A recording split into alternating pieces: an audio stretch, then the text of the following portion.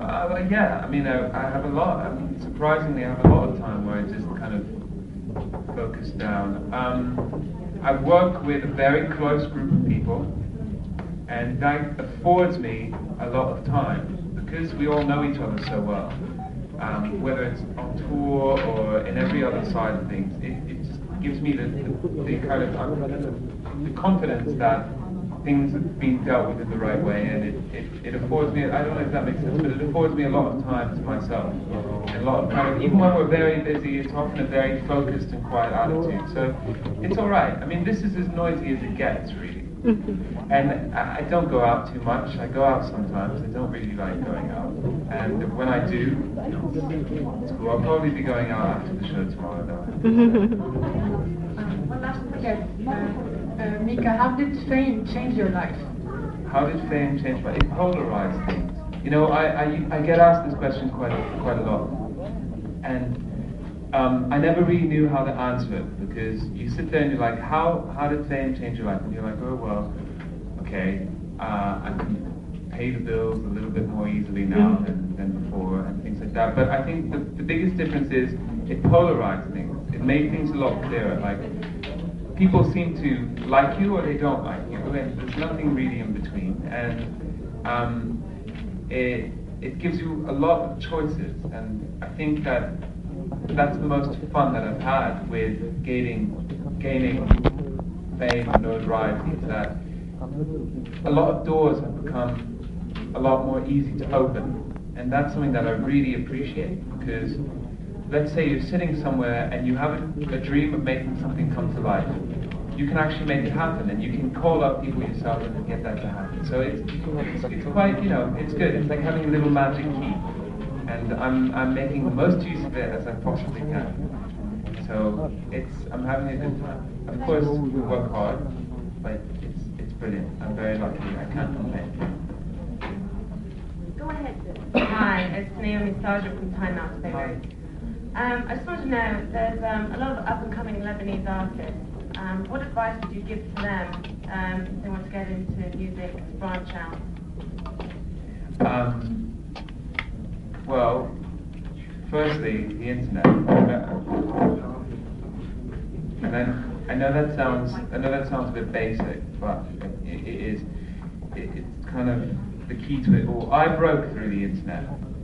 A lot of people say, "Oh, well, it happened immediately," but I actually had my songs up for quite a long time, and the total amount of plays I had was about 102. And then suddenly, one day, a blog called Pop Bitch wrote about me, and I always write about this. I always talk about it, and I always try and let people know about it, because within the space of 24 hours, I went from having about 100 to 140 plays after quite a few months of having my music, the same album that's out now on the internet, to having something like 48,000 plays in 24 hours, and then it just went up exponentially. And so I think that now more than ever, you have the chance of putting your music, putting it out there, but also creating a world around yourself. And it's one thing, you know, although it has led to a huge increase of a lot of bedroom albums, kind of just being pushed onto the album, and everyone's saying, "Oh, listen to my stuff, it's amazing." But actually, it's completely garbage, and there's 10 other things that I'd rather listen to. But if you are good and you have the internet around you, you can create this whole world around yourself without a record company. You can create an entire identity for yourself without someone else telling you how you're supposed to do it, and without someone telling you that you can't afford it.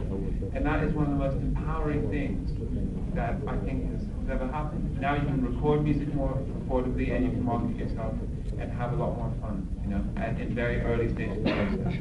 And that was impossible 5 years ago, 7 years ago. That was impossible. It's changed absolutely everything. I mean, even the way that I work with my sister, I work with a lot of people. We do it without asking for people's permission, because we don't need to anymore, and that's huge. But I mean, not just because we've done well. A year ago, when no one had ever heard of me, or 2 years ago, when nothing had been released, we still did things without asking for people's permission, because now you can afford to do it on your own. You don't need someone telling you when and do things. Thank you. Hello, I'm Pamela Lapin from Future TV. What about tomorrow's concert? What to expect? Any good surprise? I don't understand where people people always ask me, so what's the surprise? And you're like, new song? The surprise is a surprise. Look, my show is my show, and it's really about when you make an album that's so full of all these different things, and musically so compacted with all these different elements. The biggest challenge is standing up on stage and bringing it to life in a convincing and kind of satisfying way. Because I am a solo artist and I orchestrate everything and sometimes over-orchestrate to make a point. Bringing it to life is quite a challenge, but it's one that I really, over the past 2 years, have gravitated to enormously. I absolutely adore it. So it's kind of, my challenge for tomorrow is to create the same overwhelming sensation that you have when you listen to the record, just being on the stage with 4 other musicians. So that's for you to judge. Thank you very much. Thank you very much. Attention please for matter of logistics.